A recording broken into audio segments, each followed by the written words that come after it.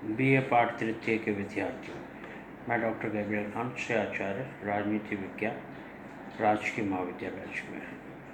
हमारा जो विषय है वो आपका प्रथम प्रश्न पत्र फर्स्ट पेपर का पहला थिंकर प्लेटो के बारे में हम चर्चा कर रहे थे।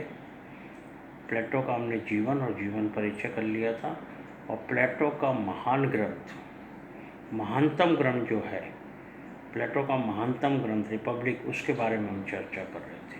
हमने रिपब्लिक का परिचय, रिपब्लिक का स्वरूप, इसकी रचना का उद्देश्य कर लिया था, परिचय कर लिया था, स्वरूप कर लिया था और रचना का उद्देश्य कर लिया था। आज जो हम करेंगे वो है प्लेटो की महानतम रचना जो रिपब्लिक है उसकी विषय वस्तु, रिपब्लिक की विषय वस्तु, सब्जेक्ट मैटर ऑफ रिपब्लिक की विषय वस्तु। अर्नेस्ट बार्कर, एक विद्वान हुए अर्नेस्ट बार्कर ने अध्ययन की दृष्टि से रिपब्लिक को 5 भागों में विभाजित किया है। अध्ययन की दृष्टि से रिपब्लिक को क्या किया है? 5 भागों में विभाजित किया है, जो इस प्रकार है। 5 भाग जो इस प्रकार है। पहला है आध्यात्मिक भाग, स्पिरिचुअल पार्ट। इस भाग के अंतर्गत अच्छा, भला और नेक, गुड। अच्छा, भला और नेक क्या है? इस प्रश्न पर विचार करते हुए प्लेटो ने किस प्रश्न पर विचार किया प्लेटो ने? अच्छा, भला और नेक क्या है?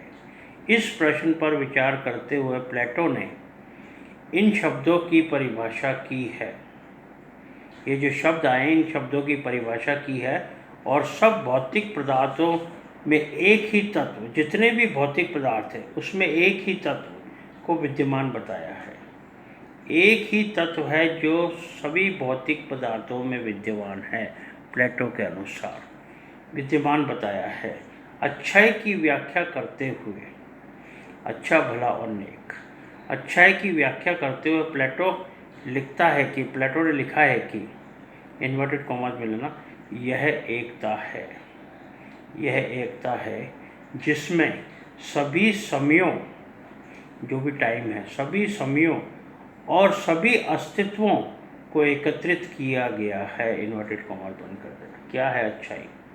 अच्छाई की व्याख्या करते हुए प्लेटो ने लिखा है कि यह एकता है, अच्छाई में एकता है, यह एकता है जिसमें सभी समयों, जितने भी समय हैं, सभी समयों और सभी अस्तित्वों, जितने भी अस्तित्व हैं, सभी अस्तित्वों को एकत्रित किया गया है, को लिया गया है। इस भाग में प्लेटो, ये जो भाग है आध्यात्मिक भाग, इस भाग में प्लेटो एक रहस्यवादी के रूप में सामने आता है। एक रहस्यवादी जो उसमें रहस्य होता है, एक रहस्यवादी के रूप में सामने आता है। ये था पहला भाग, आध्यात्मिक भाग, जो अर्नेस्ट बार्कर ने बताया। दूसरा भाग आता है नैतिक दर्शन क्या है? इस भाग में, ये जो दूसरा भाग है, इस भाग में मानव आत्मा के गुणों पर प्रकाश डाला गया है। मानव की आत्मा क्या है, उसके गुण क्या है, उस पर प्रकाश डाला गया है दूसरे भाग में। और बताया गया है कि, क्या बताया? कि न्याय, जस्टिस के संयोग से ही आत्मा अपना पूर्ण रूप प्राप्त करती है। न्याय, जस्टिस के संयोग से ही आत्मा अपना पूर्ण रूप प्राप्त करती है। प्लेटो नीति शास्त्र और राजनीति शास्त्र में कोई भेद नहीं समझते हैं।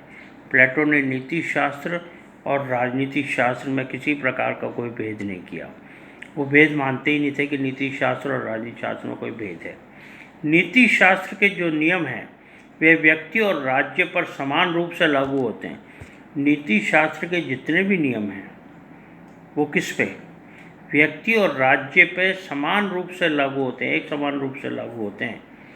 व्यक्ति और राज्य दोनों के सद्गुण समान हैं। व्यक्ति हो या राज्य हो, दोनों के ही सद्गुण जो हैं वो समान है। एक होता दुर्गुण, एक होता सद्गुण। सद्गुण जो हैं समान है। इसी धारणा के आधार पर प्लेटो का नैतिक दर्शन उसकी राजनीतिक व्यवस्था का मूल आधार बन गया है। प्लेटो का नैतिक दर्शन जो है वो उसकी राजनीतिक धारणा का मूल आधार बन गया है। इसी के अनुसार, क्योंकि उसने नीति शास्त्र और राजनीति शास्त्र में किसी प्रकार का कोई भेद नहीं किया।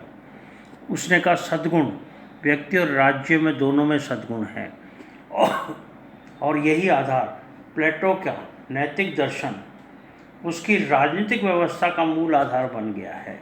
उसकी जो राजनीतिक व्यवस्था है उसका मूल आधार बन गया कौन? उसका नैतिक दर्शन। ये था दूसरा पॉइंट, नैतिक दर्शन। तीसरा भाग आता है शिक्षा। शिक्षा तीसरे भाग में या इस भाग में प्लेटो के आदर्श राज्य के निवासियों की, प्लेटो के जो आदर्श राज्य के निवासी हैं उनकी शिक्षा की व्यवस्था की गई है। प्लेटो के आदर्श राज्य के निवासियों की शिक्षा की व्यवस्था की गई है। प्लेटो ऐसी शिक्षा पर बल देता है। प्लेटो कहता है कि शिक्षा इस प्रकार की होनी चाहिए। ऐसी शिक्षा पर बल देता है जिसका कोई उद्देश्य हो। ऐसी शिक्षा जो उद्देश्य के लिए ली जा रही हो, जिसका कोई उद्देश्य हो। और उसका विचार है कि प्लेटो का यह भी विचार है कि आदर्श राज्य का संचालन, आदर्श राज्य का जो संचालन है वो इस प्रकार की शिक्षा प्राप्त करने वाले दार्शनिक शासक के द्वारा ही किया जाना चाहिए। ऐसी शिक्षा जिसका कोई उद्देश्य हो। तो उसका आदर्श राज्य का संचालन है वो किसके द्वारा? ऐसी शिक्षा प्राप्त किए हुए दार्शनिक शासन के द्वारा ही संचालित होना चाहिए। दार्शनिक शासन के द्वारा ही किया जाना चाहिए या संचालित होना चाहिए। ये था तीसरा पॉइंट, शिक्षा। शिक्षा पर प्लेटो ने अत्यधिक बल दिया है क्योंकि उसका आदर्श राज्य जो है शिक्षा की व्यवस्था करता है। उसका आदर्श राज्य ऐसी शिक्षा की व्यवस्था करता है जिसका कोई उद्देश्य हो। क्योंकि एथेंस में शिक्षा की राज्य की तरफ से कोई व्यवस्था नहीं थी। मैंने आपको बताया था राज्य की तरफ से कोई व्यवस्था नहीं थी। माँ बाप, माता पिता अपने बच्चों को शिक्षा अपने पैसों से ग्रहण कराते थे। शिक्षा पद्धति इतनी महंगी थी कि जब बच्चा कुछ बन जाता था तो वही शासन से उसको जो पैसा उन्होंने खर्च किया है, जो धन उन्होंने खर्च किया, उसको वापस लेने की इच्छा करता था। तो शिक्षा की व्यवस्था पर प्लेटो ने अत्यधिक बल दिया है। उसने कहा है कि शिक्षा ऐसी होनी चाहिए जिसका कोई उद्देश्य हो, और शासक भी ऐसा होना चाहिए जिसने इस प्रकार की शिक्षा को प्राप्त कर लिया। उसके आदर्श राज्य का शासक ऐसा होना चाहिए जिसने इस प्रकार की शिक्षा को प्राप्त कर लिया। चौथा पॉइंट, संपत्ति और परिवार। संपत्ति और परिवार। इस भाग में वर्ग विशेष के लिए स्त्रियों और संपत्ति के साम्यवाद की व्यवस्था की गई है। वर्ग विशेष के लिए स्त्रियों और संपत्ति के साम्यवाद की व्यवस्था की गई है। प्लेटो के अनुसार, प्लेटो ने क्या कहा था? प्लेटो के अनुसार, इन्वर्टेड कॉमास में लेना, जो सत्ता चाहते हैं उन्हें इसका मूल्य चुकाना होगा। जो सत्ता चाहते हैं उन्हें इसका मूल्य चुकाना होगा। इन्वर्टेड कॉमास बंद कर देना। प्लेटो ने संपत्ति और परिवार के बारे में क्या कहा? प्लेटो ने कहा कि वर्ग विशेष के लिए स्त्रियों और संपत्ति के साम्यवाद की व्यवस्था की गई है। साम्यवाद की व्यवस्था की गई। प्लेटो के अनुसार जो सत्ता चाहते हैं उन्हें इसका मूल्य चुकाना होगा। यदि सत्ता चाहते हैं तो उसका मूल्य भी चुकाना होगा। ये था चौथा पॉइंट। पांचवा पॉइंट आता है आदर्श राज्य का पतन। आदर्श राज्य का जो पतन होता है वो किस प्रकार होता है? आदर्श राज्य का पतन इतिहास के दर्शन की ओर इंगित करते हुए प्लेटो ने रिपब्लिक के इस भाग में बताया था कि इतिहास का जो दर्शन है उसकी ओर इशारा करते हुए या इंगित करते हुए प्लेटो ने रिपब्लिक के इस भाग में बताया था। ये जो भाग है कौन सा? आदर्श राज्य का पतन। इस भाग में बताया था कि क्या बताया था? बताया था कि यदि आदर्श राज्य की विद्यमानता के लिए आवश्यकताओं या अवस्थाओं पर नियंत्रण न रखा गया, तो यदि आदर्श राज्य की विद्यमानता के लिए आदर्श राज्य की जो विद्यमानता है, आदर्श राज्य का जो संचालन है, यदि उसके लिए आवश्यक अवस्थाओं पर नियंत्रण न रखा गया, यदि उन पर नियंत्रण नहीं रखा गया, तो आदर्श राज्य एक निरंकुश, तो आदर्श राज्य क्या हो जाएगा? एक निरंकुश, अत्याचारी और दमनपूर्ण राज्य में परिवर्तित हो जाएगा। आदर्श राज्य की क्या स्थिति हो जाएगी? आदर्श राज्य एक निरंकुश, अत्याचारी और दमनपूर्ण राज्य में परिवर्तित हो जाएगा, राज्य में उसका परिवर्तन हो जाएगा। वो आदर्श राज्य नहीं रहेगा। एथेंस में यही हुआ था। लोकतंत्र को उखाड़ फेंकने के बाद 40 व्यक्तियों का शासन आया था। ये 40 व्यक्ति का शासन क्या था? दमनपूर्ण, क्रूर और अत्याचारी शासन था। आदर्श राज्य कहीं नहीं था वहाँ। आदर्श राज्य समाप्त हो गया था, आदर्श राज्य का पतन हो गया था। तो यदि आदर्श राज्य को बचाना है, यदि आदर्श राज्य को संभालना है, तो आवश्यक अवस्थाओं पर नियंत्रण रखा जाना चाहिए। यदि नियंत्रण नहीं रखा गया, तो आदर्श राज्य क्या हो जाएगा? एक निरंकुश, अत्याचारी और दमनपूर्ण राज्य में परिवर्तित हो जाएगा। दमनपूर्ण राज्य में उसका परिवर्तन हो जाएगा, वो आदर्श राज्य नहीं रहेगा। ये था लास्ट और 5वां पॉइंट। अब आता है इसका निष्कर्ष। कोई भी टॉपिक होता है उसका निष्कर्ष लेना जरूरी, परिचय और निष्कर्ष। हम निष्कर्ष आते हैं। रिपब्लिक प्लेटो की एक अमर कृति है। प्लेटो की ऐसी कृति है जो अमर है। प्लेटो की एक अमर कृति है। इसमें संपूर्ण मानव जीवन का दर्शन निहित है। जितना भी मानव जीवन है उसका दर्शन जो है इसमें निहित है, इसमें लिया गया है। बेंजामिन जॉवेट के अनुसार, एक विद्वान हुए बेंजामिन जॉवेट के अनुसार, इन्वर्टेड कॉमास में, प्लेटो के समस्त चिंतन और रचनाएं, प्लेटो के जितने भी चिंतन और रचनाएं हैं, प्लेटो के समस्त चिंतन और रचनाएं रिपब्लिक के इर्द गिर्द घूमती है। इन्वर्टेड कॉमास बंद कर देना।